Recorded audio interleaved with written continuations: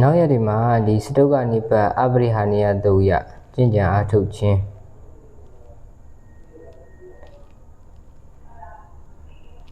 ဒီနည်းနဲ့အဲ့ဒီအခြေခံလည်းပြောဒီအခြေခံလည်းဒါပဲပေါ့နော်ဖြစ်ချင်းပြချင်းပဲကြည်အိဋ္ဌဒုက္ခအနတ္တပဲကြည်ဒီကျင့်ကြံအားထုတ်နည်းကိုသုံးပြီးတော့ကျင့်ရမှာပေါ့နော်ဒီနေ့ကဦးဇင်းပထမမျှဝေခဲ့စဉ်စာရေးတော့ဟိုဒီ2023 2024လောက်ကပေါ့နော်အဲ့တော့ဒီဟာကိုဒီရှုမှတ်နည်းကိုနောက်ဆုံးမှရေးတတ်တယ်ပေါ့နော်ဒါပေမဲ့အခုကတော့ဒီခုနအနှစ်ချုပ်ပြီးတာနဲ့ဒီဟာကိုထည့်ဖို့အတွက်စဉ်းစားမိတယ်ပေါ့နော်ဒီအားထုတ်နည်းကလည်းဒါအရေးကြီးတဲ့အထက်မှာပါတယ်ဒီအားထုတ်နည်းကိုဒါမသုံးခဲ့ဘူးဆိုရင်ဦးဇင်းဒီလိုပြောနိုင်ဘူးဆိုတာက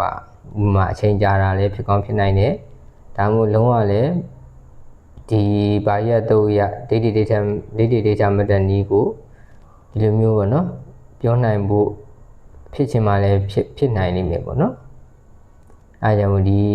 ကျင့်အားထုတ်နည်းကအကျိုးကြီးတဲ့အတွက်ကြောင့်မလို့ဒီအားထုတ်နည်းကိုဒါခုနအနှစ်ချုပ်ပြီးတာနဲ့ဒီအခန်းကိုအရင်ဆုံးရေးဖို့အတွက်ကိုဦးဇင်းဒါလုပ်လိုက်တယ်ပေါ့နော်နောက်နေ့ဒီမှာကျတော့ဒီအားထုတ်နည်းကိုပြောပြပေးသွားမယ်ဒီမှာတော့ဒီအားထုတ်နည်းရဲ့အပိုက်ပဲထည့်ထားတယ်ဒီမှာနူးကြခြင်း၌ရှင်သနည်းတဲ့နူးကြခြင်း၌ရှင်တဲ့ကျင့်အားထုတ်နည်းပေါ့နော်လောဆယ်ဒီနေ့အနှစ်ချုပ်ပြောမယ်ဆိုရင်တော့ဒါသူကတဏီကုံလုံးမှာမနေ့ကလည်းပြောပါတယ်တဏီကုံလုံးမှာသူကဒီကမ္မထမ်းစိတ်နဲ့ပဲနေပြီးတော့အိတ်ချင်ရလွယ်လို့ရှိရင်နော်ညဘက်အိတ်ချင်တဲ့ညဘက်အိတ်တဲ့အချိန်ကလွယ်ရင်ကျန်တဲ့အချိန်တွေကိုဒီကမ္မထမ်းတစ်ခုတည်းနဲ့အချိန်တိုင်းမှာအားထုတ်တဲ့နည်းပေါ့နော်ဒါဦးဇင်းထပ်ဖြည့်ဖို့တော့စိတ်ကူးရှိရဒီနူးကြခြင်းရဲ့ပုံမှာသူက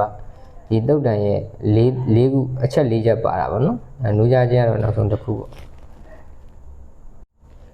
အရှိရ၃ချက်ကဘာလဲဆိုရင်အရှိရ၃ချက်ကလည်းအကုန်ရေးကြည့်ရပေါ့နော်၄ချက်လုံးရေးကြည့်ရအရှိရ၃ချက်မှာပထမဆုံးတစ်ချက်ကတော့သီလနဲ့ပြည့်စုံရမယ်ဒုတိယတစ်ချက်ကကျတော့အိန္ဒြေတို့၌ပိတ်ထားသောတကားရှိရမယ်အဲ့ဒါကမ္မဋ္ဌာန်းတစ်ခုခုအားထုတ်နေတယ်ဆိုရင်လည်းဒါပြည့်စုံတဲ့ထဲမှာပါသွားမှာပေါ့နော်နောက်တစ်ခုကအစားအစာနဲ့အတိုင်းရှိကိုသိရမယ်ဒါဆိုတာရဟန်းနေစားသလိုမျိုးနော်ကိုယ်ခန္ဓာလှပဖို့အတွက်ပြည့်တင်းမှုအတွက်စားတာမဟုတ်ဘူးဆိုပြီးတော့အသက်ရှင်ုံစားတယ်ဆိုတဲ့ဆင်ခြင်မှုမျိုးလုပ်ရမယ်တဲ့နောက်ဆုံးတစ်ခုကဒီနိုးကြခြင်းနဲ့ရှင်နေခြင်းစဉ်မကြည့်ရမြတ်စွာဘုရားဒီတုတ်တန်လေးရဲ့အဆုံးမှာဘယ်လိုဟောထားလဲဆိုရင်ဘယ်လိုတော့ပြောထားလဲဆိုလို့ရှိရင်ဒီ၄ခုနဲ့ရှင်တဲ့ပုဂ္ဂိုလ်ကအနိဗ္ဗာန်နဲ့အနီး၌တာရှိတယ်ဆိုပြီးတော့မြတ်စွာဘုရားပြောထားတယ်ပေါ့နော်ဒါပေမဲ့ဒီ၄ချက်ကလုံးကိုတော့ဒီ၄ချက်စလုံးကိုတော့ဒါပြပြဝဝကိုယ်ဘက်ကနေပြီးတော့ပြည့်ဝအောင်လုပ်ရမယ်ပေါ့နော်